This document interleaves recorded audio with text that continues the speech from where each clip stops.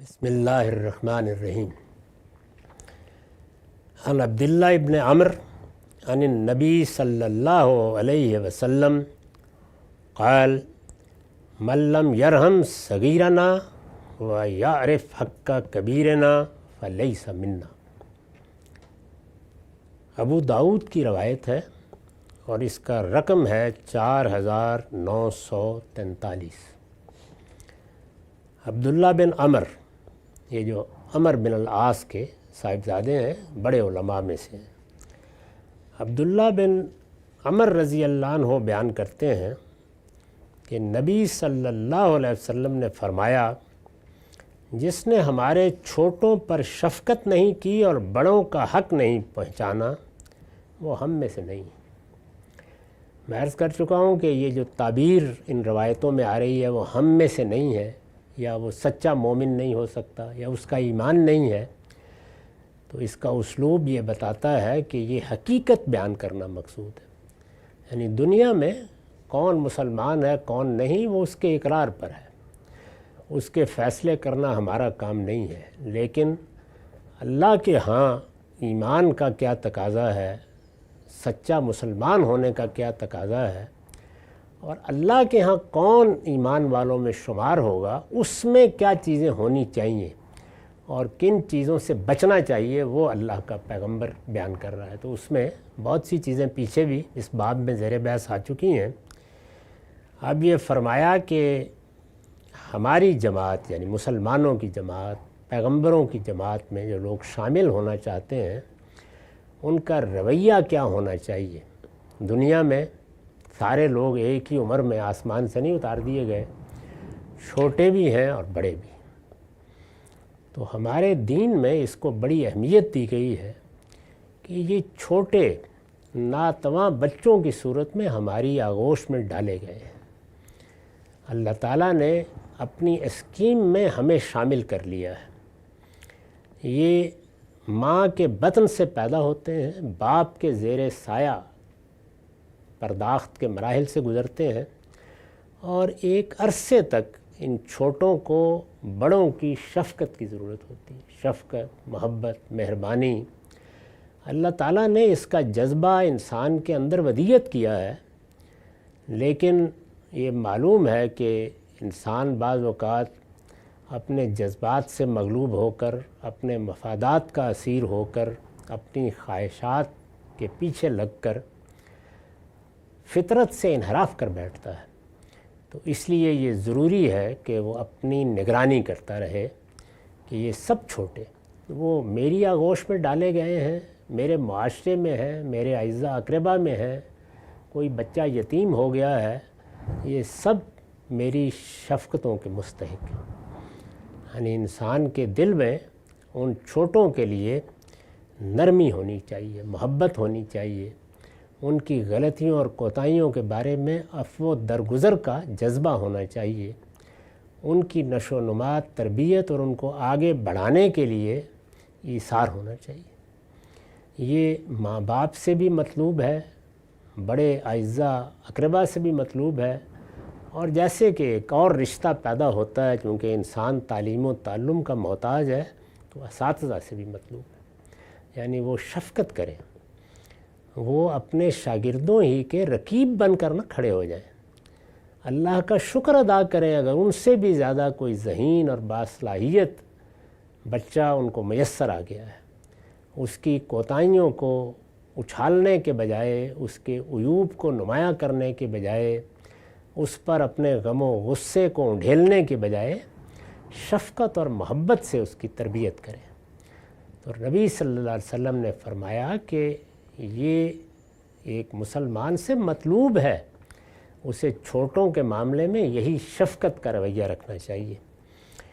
اس کے بعد دوسرے پہلو کو بیان کیا، اور بڑوں کا حق نہیں پہچانا.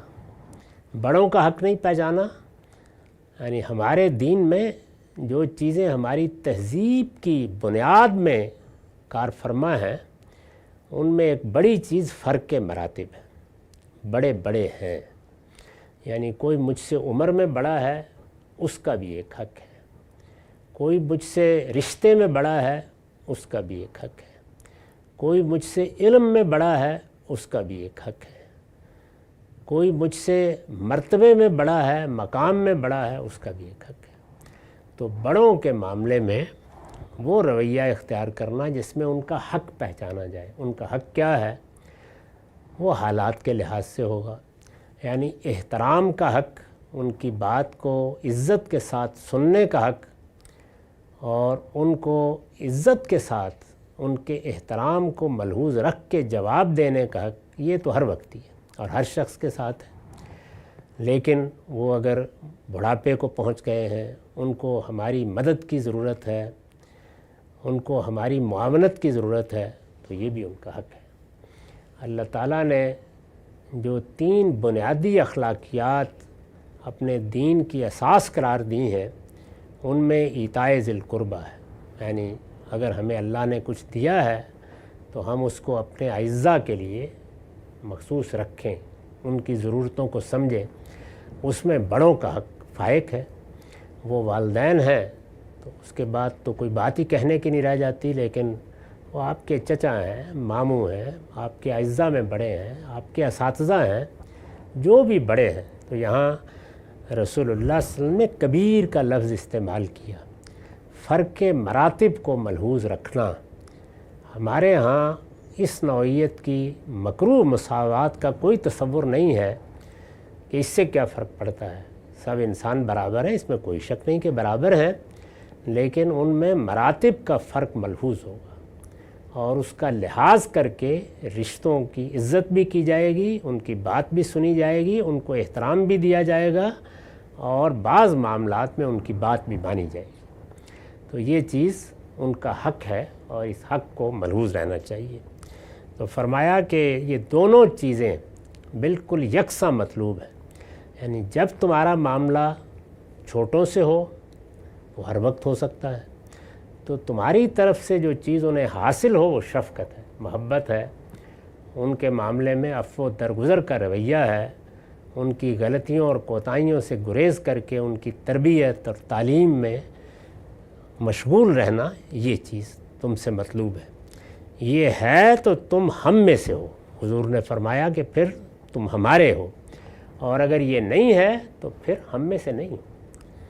اور اسی طرح جو بڑے ہیں ان کے لیے عزت، احترام، ان کو جو ڈیو رسپیکٹ ہے وہ دینا، ان کی بات جس طرح سننی چاہیے اس طرح سننا، اس بات کا اگر اختلاف کر کے بھی جواب دینا ہے تو اس میں حدود کا لحاظ رکھنا، بات کہنے کے اسلوب پر نگران رہنا، ان کی دل شکنی سے گریز کرنا، یہ سب چیزیں ضروری ہیں۔ اسی کو والدین سے چونکہ ہمہ وقت سابقہ ہوتا ہے تو قرآن مجید نے زیادہ اطلاقی طریقے سے، اپلائیڈ طریقے سے بیان کیا ہے کہ دیکھو کبھی جھڑکنے کی جسارت نہ کرو، کبھی اف تف کرنے کا طریقہ اختیار نہ کرو، بلکہ ان پر اپنی شفقت کے بازو جھکائے رکھو۔ والدین کے بارے میں بھی یہ بات کہی ہے۔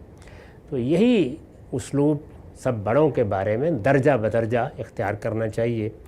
وہ سب سے زیادہ ہماری محبت کے حقدار ہیں، ہمارے احترام کے حقدار ہیں۔ بارہا ان کی بات بیٹھ کے چند لمحوں کے لیے سن لینا ہی ان کے لیے بڑی حوصلہ افزائی کا اور دل دہی کا باعث بن جاتا ہے۔ تو اس کی کوشش کرنی چاہیے۔ ہمارے پیغمبر نے جو اخلاقیات ہمیں سکھائی ہے اس میں بہت سخت لب و لہجے میں کہا ہے کہ اگر کوئی چھوٹوں پر شفقت نہیں کرتا اور بڑوں کا حق نہیں پہچانتا فلیس منا، وہ ہم میں سے نہیں ہے۔ وآخر دعوانا الحمدللہ رب العالمین۔